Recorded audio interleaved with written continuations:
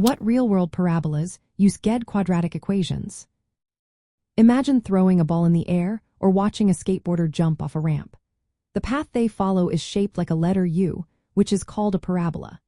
These shapes are not just in sports or games, but are everywhere in real life. They can be described and understood using quadratic equations, which are part of the Algebra section on the General Educational Development Test. Quadratic equations have the form ax squared plus bx plus c equals 0. They're graphs from these U-shaped curves called parabolas. One common example is projectile motion. When you toss a ball or shoot a basketball, its height over time follows a parabola.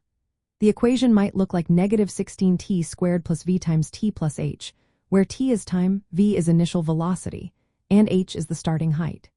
By solving this quadratic equation, you can find out when the ball reaches its highest point or when it hits the ground. This is useful for athletes or anyone trying to predict how long an object stays in the air. Another example is diving or swimming off a diving board.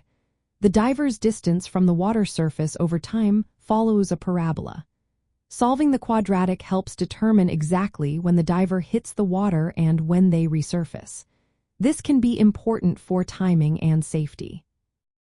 Quadratic equations also come into play in manufacturing and design.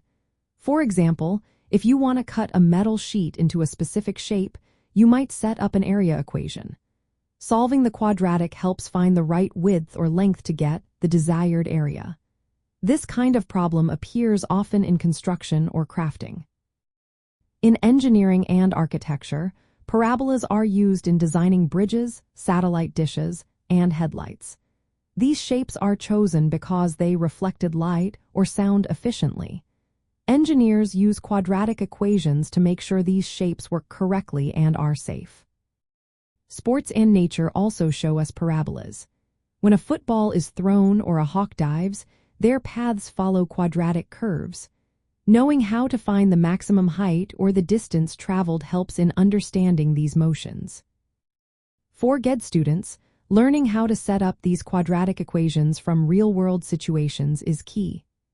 You need to understand how to solve them using methods like factoring, completing the square, or the quadratic formula. Being able to interpret the solutions helps solve practical problems, like calculating how long an object stays in the air or how far it travels. In short, parabolas modeled by quadratic equations are everywhere, in sports, engineering, manufacturing, and nature.